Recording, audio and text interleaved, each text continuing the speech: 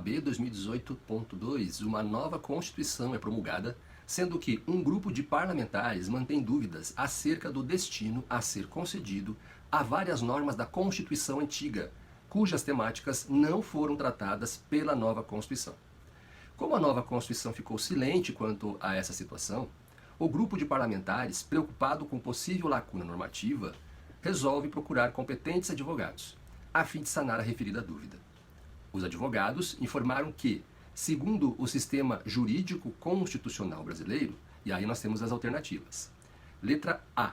As normas da Constituição pretérita que guardarem congruência material com a nova Constituição serão convertidas em normas ordinárias. Bem, essa alternativa está incorreta, porque a nova Constituição revoga totalmente o texto da Constituição anterior.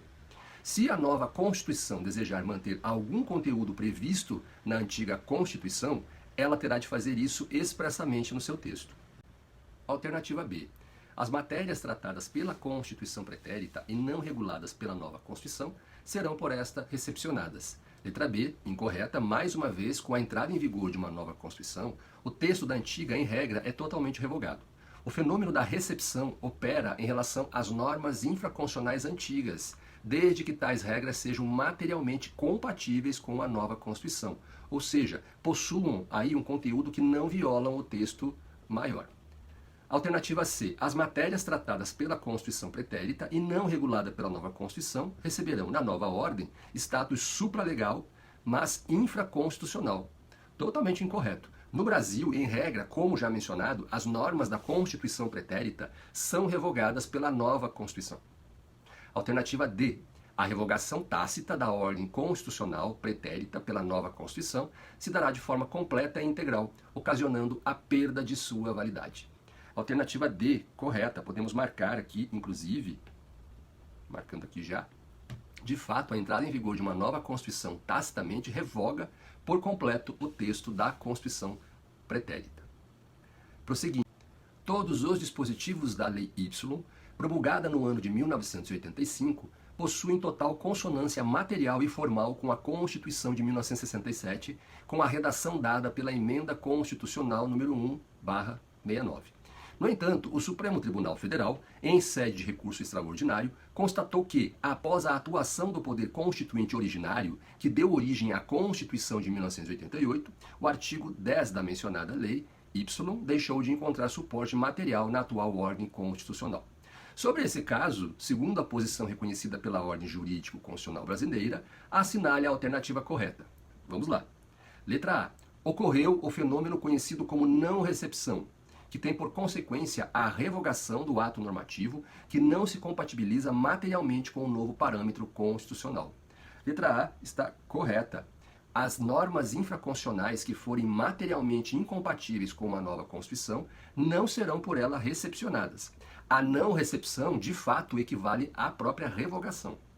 Vamos ver as demais. Letra B. Ao declarar a inconstitucionalidade do artigo 10, à luz do novo parâmetro constitucional, devem ser reconhecidos os naturais efeitos retroativos, ex tunc, atribuídos a tais decisões. Incorreto, porque o artigo 10 não precisará ser declarado inconstitucional, pois não foi sequer recepcionado pela nova Constituição.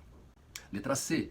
Na ausência de enunciado expresso, dá-se a ocorrência do fenômeno denominado desconstitucionalização, sendo que o artigo 10 é tido como inválido perante a nova Constituição.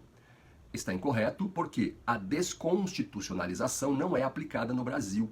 Ela é um fenômeno que opera entre constituições. Não utilizamos esse modelo porque a edição de uma nova Constituição no Brasil produz o efeito de revogar por inteiro a antiga.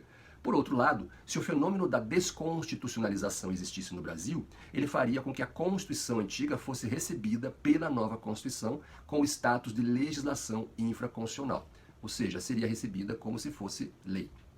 A letra D terá ocorrido o fenômeno da inconstitucionalidade formal superveniente, pois o artigo 10 constitucionalmente, a Constituição de 1967, tornou-se inválido com o advento da Constituição de 1988. Letra D, incorreta. Como já mencionado, o artigo 10 será revogado ou não recepcionado. Além disso, o STF não admite a inconstitucionalidade superveniente, que seria a invalidade da norma decorrente da sua incompatibilidade com o texto constitucional criado após ela. OAB 2017.1. Parlamentar brasileiro em viagem oficial visita o Tribunal Constitucional Federal da Alemanha, recebendo numerosas informações acerca do seu funcionamento e de sua área de atuação. Uma, todavia, chamou especialmente sua atenção. A referida Corte Constitucional reconhecia a possibilidade de alteração da Constituição material, ou seja, de suas normas, sem qualquer mudança no texto formal. Surpreendido com essa possibilidade, procura a sua assessoria jurídica a fim de saber se o Supremo Tribunal Federal trazia uso de técnica semelhante no âmbito da ordem jurídica brasileira. A partir da hipótese apresentada, assinale a opção que apresenta a informação dada pela assessoria jurídica. Letra A. Não. O Supremo Tribunal Federal somente pode reconhecer nova norma no sistema jurídico constitucional a partir de emenda à Constituição produzida pelo Poder Constituinte derivado reformador. Bem, a letra A está errada. A alteração formal da Constituição Federal ocorre por meio do processo legislativo das emendas constitucionais. Ocorre que é possível a alteração informal por meio da denominada mutação constitucional, ou poder constituinte difuso. A relação na mutação não se refere ao aspecto de alteração formal do texto constitucional, mas sim à interpretação dada à Constituição, e o Supremo pode fazer isso. Não são aí necessárias técnicas de revisão ou de reforma constitucional para que o fenômeno ele ocorra. A mudança social que se dá com o passar do tempo já faz com que a interpretação seja modificada.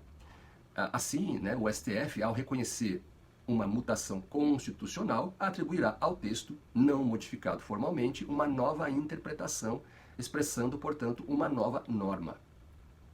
Vamos à letra B. Sim, o Supremo Tribunal Federal, reconhecendo o fenômeno da mutação constitucional, pode atribuir ao texto inalterado nova interpretação, que expressa, assim, uma nova norma. Corretíssimo, letra B. Pode marcar. Conforme a gente conversou agora, é possível que o Supremo se valha da mutação constitucional. Um exemplo se deu quando o STF, se valendo aí do princípio da dignidade da pessoa humana, e entre outros, ele admitiu o reconhecimento da união homoafetiva, ainda que o artigo 226, parágrafo 3º da Constituição, trate apenas da união entre homem e mulher. Vamos ver as letras C e D, por que elas estão erradas. Letra C. Não. O surgimento de novas normas constitucionais somente pode ser admitido por intermédio das vias formais de alteração, todas expressamente previstas no próprio texto da Constituição. Letra C está errada, porque, como a gente já falou, alterações informais são, sim, admitidas e utilizadas pelo STF por meio da mutação constitucional. Letra D. Sim, o sistema jurídico constitucional brasileiro, seguindo linhas interpretativas contemporâneas, admite como regra a interpretação da Constituição independentemente de limites semânticos concedidos pelo texto. Letra D está incorreta, porque os limites semânticos devem ser, sim, respeitados. Muito bem, vamos em frente. OAB 2016-3. A Constituição de determinado país veiculou os seguintes artigos. Artigo 10. As normas desta Constituição poderão ser alteradas mediante processo legislativo próprio, com a aprovação da maioria qualificada de 3/5 dos membros das respectivas casas legislativas em 2 turnos de votação, exceto as normas constitucionais que não versarem sobre a estrutura do Estado ou sobre os direitos e garantias fundamentais, que poderão ser alteradas por intermédio de lei infraconstitucional. Artigo Y. A presente Constituição, concebida diretamente pelo excelentíssimo senhor Presidente da República, deverá ser submetida à consulta popular por meio de plebiscito, visando a sua aprovação definitiva. Artigo Z. A ordem econômica será fundada na livre iniciativa e na valorização do trabalho humano, devendo seguir os princípios reitores da democracia liberal e da social-democracia, bem como o respeito aos direitos fundamentais de primeira dimensão, que são os direitos civis e políticos, e de segunda dimensão, direitos sociais, econômicos, culturais e trabalhistas. Com base no fragmento acima, é certo afirmar que a classificação da Constituição do referido país seria: alternativa A, semirrígida, promulgada, heterodoxa. Incorreto, porque a Constituição semirrígida ou semiflexível é aquela que possui uma parte rígida e outra flexível. A parte rígida, ela será alterável por meio de um processo mais dificultoso, mais formal, que o das demais normas jurídicas, e a parte flexível, ela se altera pelo mesmo processo de elaboração e modificação das leis. O modelo de Constituição citado na questão se enquadra nessa classificação. Por outro lado, não se encaixa no conceito de Constituição promulgada, pois esta surge por meio de um processo democrático com participação popular e criada por Assembleia Nacional Constituinte. E por fim, a Constituição heterodoxa é aquela que adota diversas ideologias. Ela também é chamada Constituição eclética ou compromissária. E a alternativa B, ela é flexível ou outorgada compromissória. Incorreto. A Constituição flexível é aquela modificada livremente pelo legislador, observando-se o mesmo processo de elaboração e modificação das leis. A outorgada é aquela elaborada e imposta por uma pessoa ou por um grupo, sem a participação do povo, e a compromissária é aquela que adota diversas ideologias, o que não acontece aqui no nosso enunciado. Letra C, rígida, bonapartista e ortodoxa. Está incorreta, porque Constituição rígida é aquela alterável somente por um processo mais solene, mais dificultoso que o processo de alteração das demais normas jurídicas. E aqui ela é rígida e flexível ao mesmo tempo. A bonapartista ou cesarista é aquela que, embora elaborada de maneira unilateral, imposta, após sua criação, é submetida a um referendo popular. Essa participação do povo não pode ser considerada democrática, pois apenas tem a finalidade de confirmar a vontade daquele que a impôs. E a ortodoxa é pautada por apenas uma ideologia. Então, aí, ela está incorreta. A letra C, no caso, ela está incorreta. Letra D, semiflexível, cesarista e compromissória. Essa nós podemos marcar como alternativa correta, porque, de fato, da Constituição do referido país, teria de ser classificada, ela seria classificada como semiflexível, cesarista e compromissória. A primeira, semiflexível ou semirrígida, é aquela que possui uma parte rígida e outra flexível, conforme a gente já explicou. Ela é cesarista ou bonapartista porque ela foi imposta de maneira unilateral pelo presidente da República.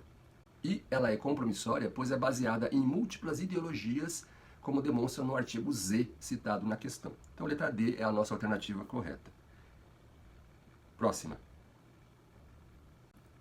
OAB 2016. Carlos pleiteia determinado direito que fora regulado de forma mais genérica no corpo principal da Constituição da República Federativa do Brasil de 1988 e de forma mais específica no ato das disposições constitucionais transitórias, o ADCT. O problema é que o corpo principal da Constituição da República e o ADCT estabelecem soluções jurídicas diversas, sendo que ambas as normas poderiam incidir na situação concreta. Carlos, diante do problema, consulta um ou uma advogado, uma advogada, para saber se a solução do seu caso deve ser regida pela norma genérica oferecida pelo corpo principal da Constituição da República ou pela norma específica oferecida pelo ADCT. Com base na Constituição de 1988, assinale a opção que apresenta a proposta correta dada pelo advogado ou pela advogada. Letra A. Como o corpo principal da Constituição de 88 possui hierarquia superior a todas as demais normas do sistema jurídico, deve ser aplicável, afastada a aplicação das normas do ADCT. Bom, a questão A está incorreta, porque não existe hierarquia entre normas constitucionais. Sendo assim, não deve ser afastada a aplicação das normas do ADCT. Pelo contrário, como o direito vem regulamentado de forma mais específica no ADCT, e o especial prevalece sobre o geral, a solução lá prevista é que deve ser aplicada ao caso concreto. Letra A, incorreta. Letra B. Como o ADCT possui o mesmo status jurídico das demais normas do corpo principal da Constituição de 1988, a norma específica do ADCT deve ser aplicada no caso concreto. Essa alternativa está correta. Por quê? De fato, o ADCT possui o mesmo status jurídico das demais normas constitucionais. Todas são dotadas de supremacia. E assim, a norma específica deve ser aplicada na hipótese trazida aí pela questão. Tá? Letra C. Como o ADCT possui hierarquia legal, não pode afastar a solução normativa presente na Constituição de 1988. Está incorreta, porque, como a gente falou, o ADCT é norma constitucional dotado de supremacia e não há hierarquia entre as suas normas e as do corpo principal da Constituição. Tá? Letra D. Como o ADCT possui caráter temporário, não é possível que venha a reger qualquer caso concreto, posto que sua eficácia está exaurida. A letra D está incorreta, porque o ADCT pode sim solucionar casos concretos. As suas normas foram criadas para regulamentarem situações específicas, portanto, ao cumprirem a finalidade para a qual elas foram criadas, a eficácia de tais regras ela vai estar exaurida, né, ou esgotada. Então, a alternativa B é a alternativa correta. Próximo, OAB 2016-1. O constitucionalismo brasileiro, desde 1824, foi construído a partir de vertentes teóricas que estabeleceram continuidades e clivagens históricas no que se refere à essência e à inter-relação das funções estatais, tanto no plano vertical como no horizontal, bem como a proteção dos direitos fundamentais. A partir dessa constatação, assinale a afirmativa correta. Letra A. A Constituição de 1824 adotou de maneira rígida a tripartição das funções estatais que seriam repartidas entre o Executivo, o Legislativo e o Judiciário. Letra A. Incorreta. A tripartição das funções estatais não foi acolhida na Constituição de 1824. Além do Executivo, Legislativo e Judiciário, não esqueça, existia o chamado Poder Moderador. Então era um sistema quadripartite. E tinha aí a finalidade de assegurar a independência e a harmonia dos outros três. Ele regulava os outros três. Ocorre que esse poder ficava totalmente nas mãos do chefe supremo, no caso o imperador, né? Que naquele momento era Dom Pedro I. A alternativa B. A Constituição de 1891 dispôs sobre o federalismo de cooperação e delineou um Estado social e democrático de direito.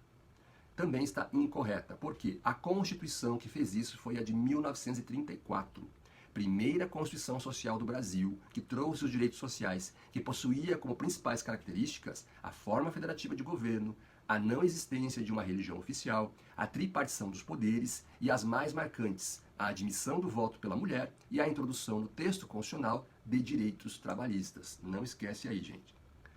Alternativa C. A Constituição de 1937 considerou o Supremo Tribunal Federal o guardião da Constituição, detendo a última palavra no controle concentrado de constitucionalidade.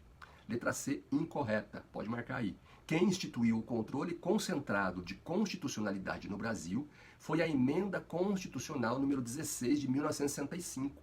Nessa época, a Constituição vigente era a de 1946, não a de 1937.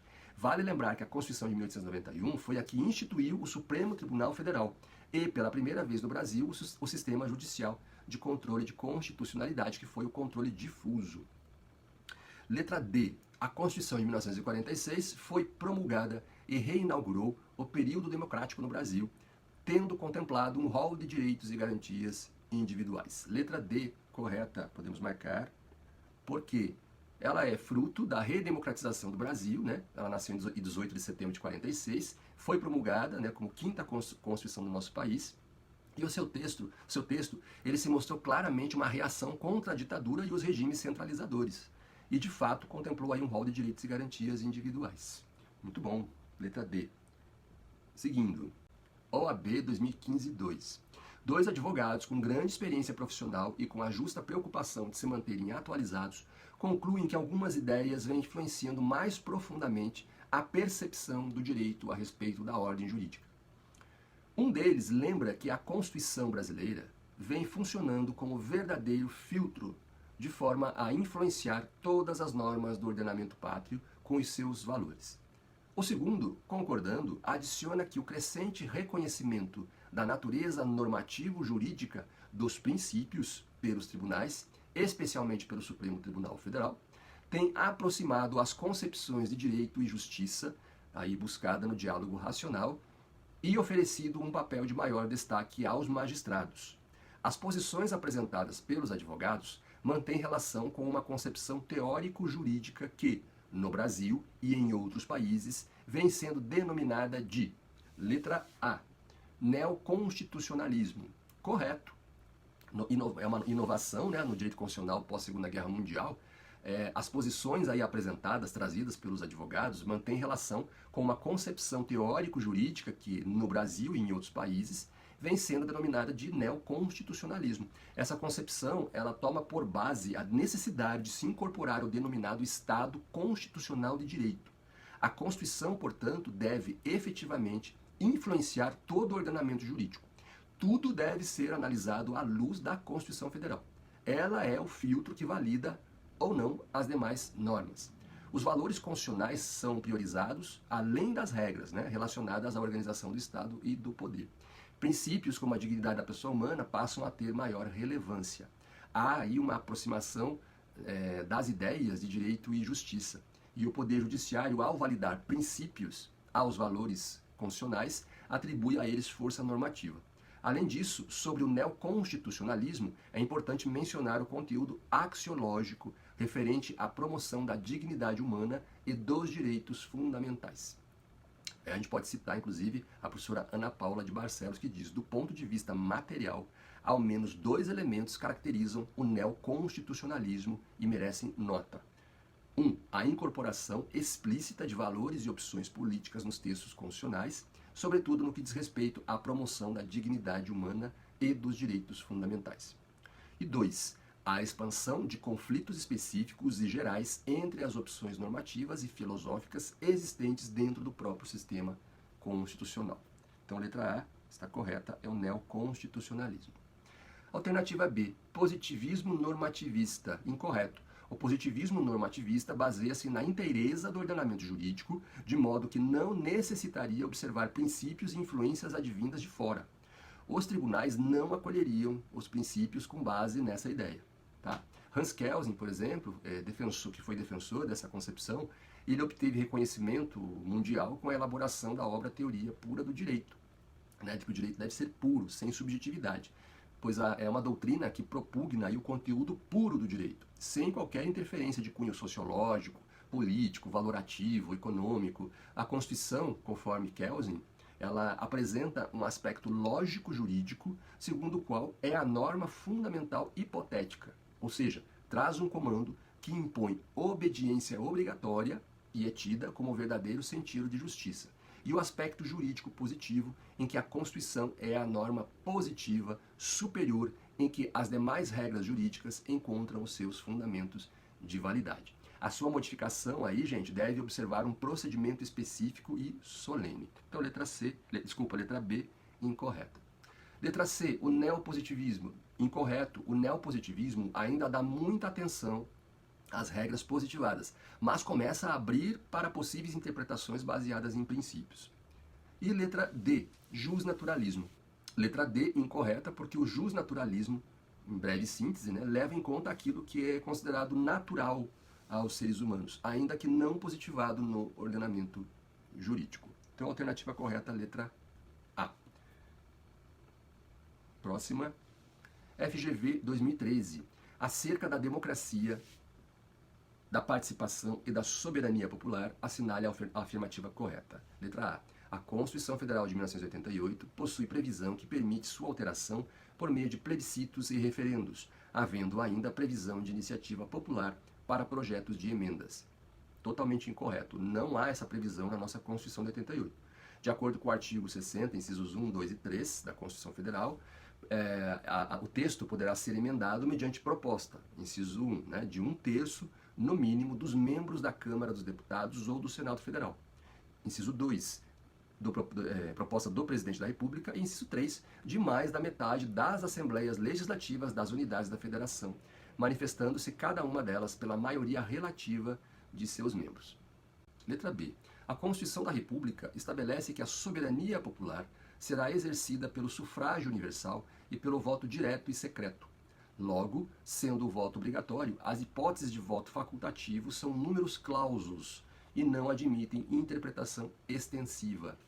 Letra B, alternativa incorreta. A obrigatoriedade do voto não é considerada cláusula pétrea. Portanto, é possível o estabelecimento, por emenda, de voto facultativo em outras situações. Atualmente, os analfabetos, os maiores de 16 e menores de 18 anos e os maiores de 70 anos votam de forma facultativa. É o que está disposto lá no artigo 14, parágrafo 1º, inciso 2, a linha A da Constituição Federal. Depois dá uma lida lá, tá bom?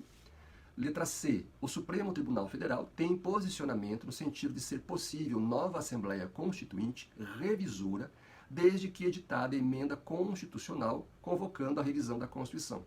Nada a ver. Letra C, totalmente incorreta. O posicionamento do Supremo é em sentido contrário.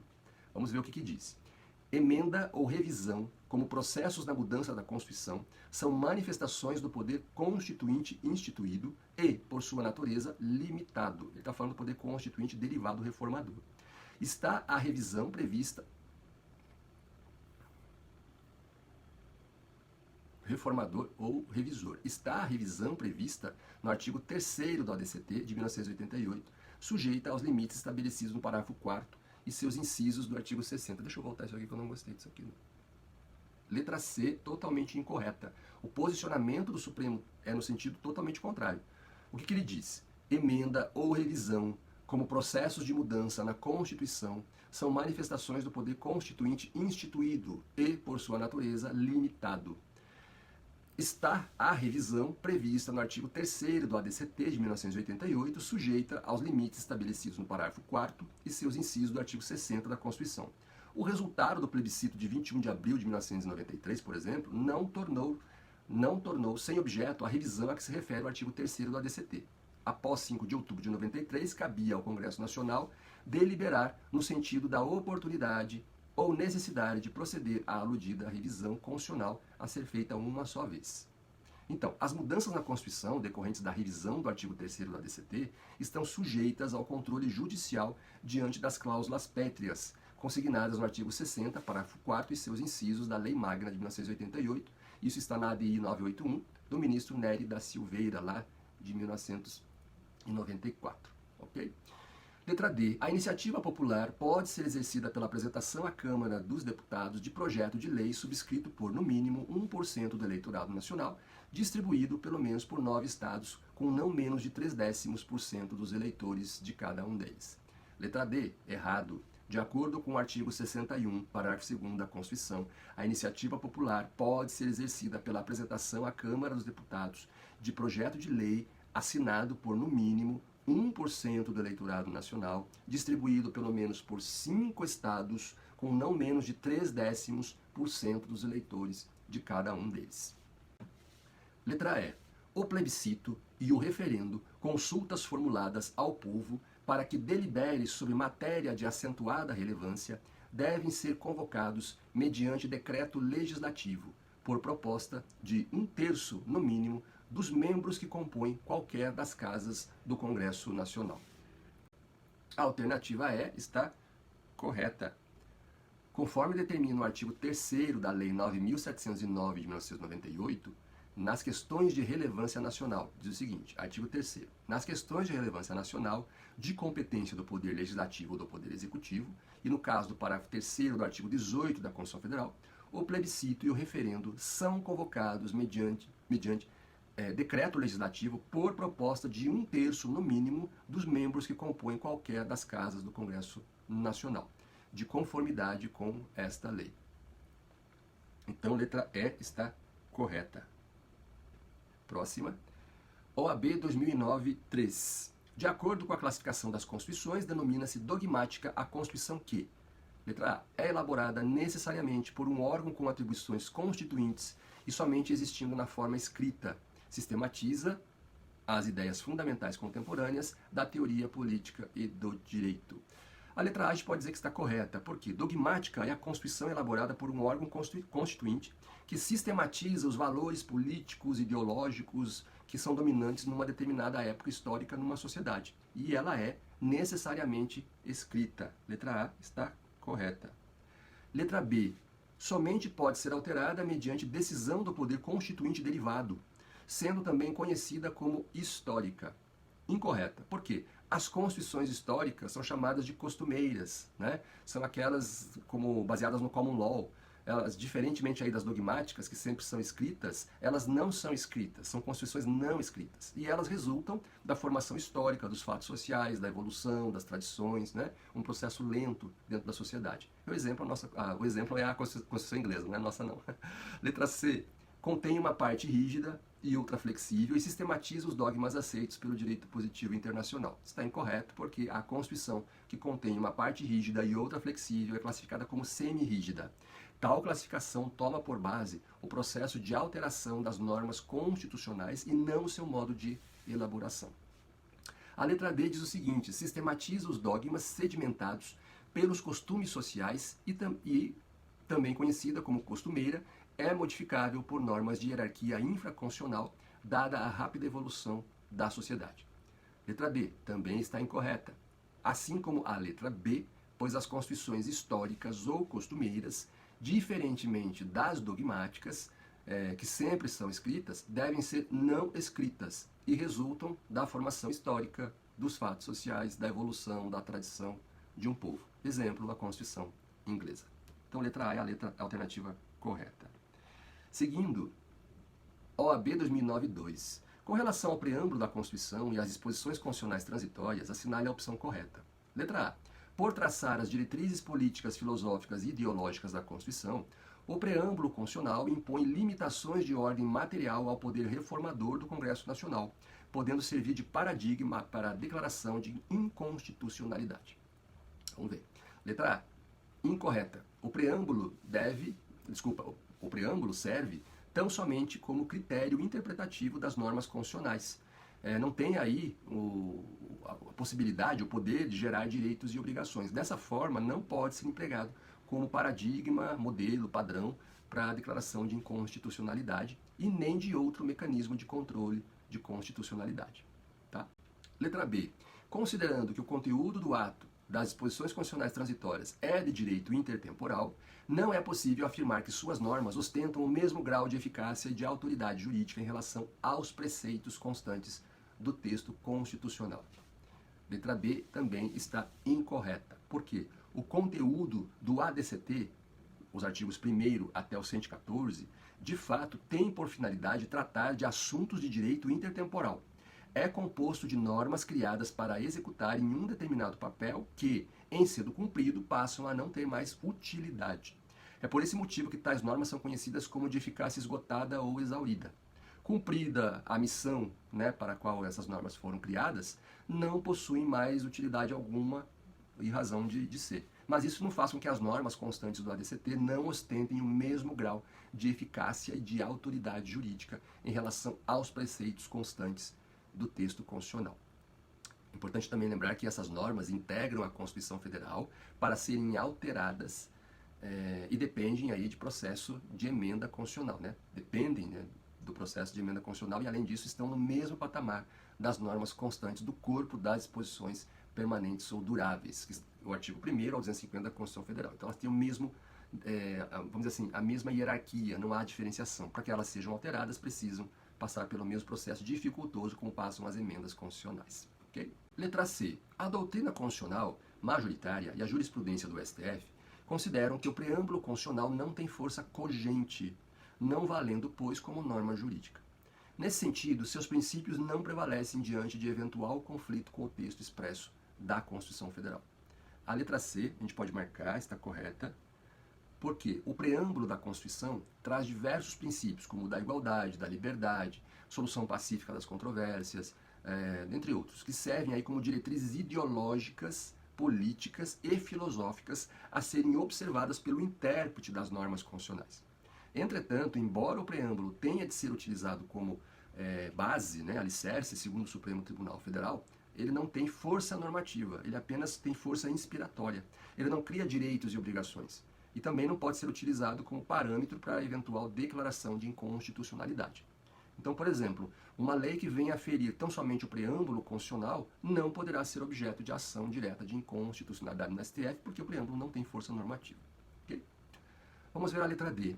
As disposições constitucionais transitórias são normas aplicáveis a situações certas e passageiras, complementares, portanto, à obra do poder constituinte originário, e situando-se fora da Constituição Federal. Não podem ser consideradas parte integrante desta. Letra D, incorreto. As normas constantes do ADCT, de fato, são aplicáveis a situações certas e passageiras. Têm natureza de norma constitucional, mas, diferente do que consta da alternativa, elas integram, sim, o texto da Constituição, o corpo da Constituição Federal. Então, letra C está correta. Próxima. OAB 2008.3. Assinale a opção correta no que se refere à aplicação do princípio da dignidade da pessoa humana. Letra A. O uso de algemas não requer prévio juízo de ponderação da necessidade como em caso de resistência, de fundado receio de fuga ou de perigo à integridade física própria ou alheia por parte do preso ou de terceiros, pois, como a fuga é ato extremamente provável no momento da prisão, as algemas podem ser utilizadas como regra. Letra A, incorreto. Nós temos uma súmula do STF sobre isso, a súmula vinculante número 11, e ela estabeleceu o seguinte: só é lícito o uso de algemas em casos de resistência e de fundado receio de fuga ou de perigo à integridade física própria ou alheia por parte do preso ou de terceiros, justificada a excepcionalidade por escrito, sob pena de responsabilidade disciplinar, civil ou penal do agente ou da autoridade e de nulidade da prisão ou do ato processual a que se refere, sem prejuízo da responsabilidade civil do Estado. Portanto, o uso de algemas, gente, ele é excepcional. Incorreta a alternativa A. Letra B. A referência na Constituição Federal à dignidade da pessoa humana, aos direitos da pessoa humana, ao livre exercício dos direitos individuais e aos direitos e garantias individuais, está relacionada aos direitos e garantias do indivíduo dotado de personalidade jurídica ou não. Desse modo, a aplicação do princípio da dignidade humana exige a proteção dos embriões humanos obtidos por fertilização in vitro e congelados, devendo-se evitar sua utilização em pesquisas científicas e terapias. Letra B. Vejam, a Lei nº 11.105 de 2005 dispõe em seu artigo 5º que é permitida para fins de pesquisa e terapia a utilização de células tronco-embrionárias obtidas de embriões humanos produzidos por fertilização in vitro e não utilizados no respectivo procedimento, atendidas algumas condições. Então, a alternativa B, ela está errada, tá? Letra C. A aplicação do princípio da insignificância, embora seja consequência do princípio da dignidade da pessoa humana, não é aplicável aos crimes militares, haja vista a dignidade do bem jurídico protegido pelos tipos penais que têm por objeto de proteção os interesses da administração militar. Letra C. Errado. De acordo com o glossário jurídico do website do STF, o princípio da insignificância tem o sentido de excluir ou de afastar a própria tipicidade penal, ou seja, não considera o ato praticado como um crime. Por isso, sua aplicação resulta aí na absolvição do réu e não apenas na diminuição e substituição da pena ou sua não aplicação. Então, a alternativa C está incorreta. Letra D. A ausência de indicação da conduta individualizada dos acusados de crimes societários, além de implicar a inobservância aos princípios do devido processo legal, da ampla defesa e do contraditório, fere o princípio da dignidade da pessoa humana. Totalmente correto, podemos marcar a letra D. O direito à individualização da pena previsto no artigo 5º, incisos 46 da Constituição Federal de 88 é amplo, abrangendo a fixação em abstrato pelo legislador, a aplicação em concreto da pena pelo juiz e a execução da pena. A individualização também está prevista no artigo 41 do Código de Processo Penal. A violação a esse direito, então, gente, fere o princípio da dignidade da pessoa humana, então, portanto, a letra D é a alternativa correta. Próxima. 2011. FGV 2011. As constituições imutáveis são aquelas que não comportam modificação de nenhuma espécie, enquanto que as rígidas exigem um processo de alteração mais rigoroso do que aquele previsto para a legislação infraconstitucional. A Constituição de 1988 é considerada superrígida, isto é, ela possui uma parte imutável e uma parte rígida. Para que se altere a Constituição Federal de 88, na sua parte rígida é necessário o quê? Letra A. Haja proposta de emenda por no mínimo metade dos membros da Câmara dos Deputados do Senado Federal. Errado. O artigo 60 da Constituição deixa muito claro: a Constituição poderá ser emendada mediante proposta, inciso 1, de 1/3 no mínimo dos membros da Câmara dos Deputados ou do Senado Federal. Letra B. A proposta de emenda seja discutida e votada em cada casa do Congresso Nacional em 2 turnos. Correto. O artigo 60, parágrafo 2º, diz que a proposta será discutida e votada em cada casa do Congresso Nacional em 2 turnos. Letra B, correta. Letra C. A proposta de emenda seja aprovada se obtiver em pelo menos uma das casas 3/5 dos votos. Errado. Artigo 60, parágrafo 2º. A proposta será discutida e votada em cada casa do Congresso Nacional em 2 turnos, considerando-se aprovada se obtiver em ambos 3/5 dos votos dos respectivos membros. A letra D. A emenda seja promulgada pelo Senado Federal, que detém competência privativa para tanto. Letra D. Errada. Artigo 60, parágrafo 3º. A emenda à Constituição será promulgada pelas mesas da Câmara dos Deputados e do Senado Federal, com o respectivo número de ordem. E a letra E. A proposta de emenda tem a iniciativa do Presidente da República ou dos governadores dos estados ou do Distrito Federal. Letra E está errada.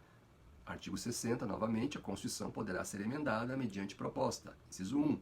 De 1/3, no mínimo, dos membros da Câmara, dos Deputados ou do Senado Federal. Inciso 2, do Presidente da República. Inciso 3, de mais da metade das Assembleias Legislativas das unidades da Federação, manifestando-se cada uma delas pela maioria relativa de seus membros. Alternativa B é a alternativa correta. Próxima. FGV 2011. A Constituição Brasileira apresenta como seus fundamentos. Aqui nós vamos ler todas as questões porque ela é bem fácil de responder, sem precisar se deter muito em cada uma. Letra A. O respeito à liberdade de qualquer cidadão de ser candidato a cargo político. Letra B. A defesa da cidadania, soberania e dignidade da pessoa humana. Letra C. A existência de partidos políticos que possam disputar eleições pelo critério majoritário. Letra D. A construção de uma sociedade que valorize o capital intelectual do ser humano. E letra E. A construção de uma sociedade que seja uniforme no que diz respeito à composição de sua população. Bom, gente, dentre as alternativas, a letra B é a única que apresenta adequadamente fundamentos da República Federativa do Brasil, conforme dispõe o artigo 1º. Então, a correta é a alternativa B. De acordo com o artigo 1º da Constituição Federal, a República Federativa do Brasil, formada pela união indissolúvel dos estados e municípios e do Distrito Federal, constitui-se em Estado democrático de direito e tem como fundamentos: inciso 1, a soberania; inciso 2, a cidadania; inciso 3, a dignidade da pessoa humana; inciso 4, os valores sociais do trabalho e da livre iniciativa; e 5, o pluralismo político. Então, letra B. Se você chegou até aqui e esse vídeo está sendo legal, está sendo importante para você, é importante para mim também. Por favor, deixa aí o seu joinha, coloca seu like, se inscreve no canal, ativa o sininho, porque assim o algoritmo vai entender que esse vídeo é importante, ele é bacana e vai me motivar também a continuar a produção de mais material, mais conteúdo sobre direito constitucional para nós. Valeu?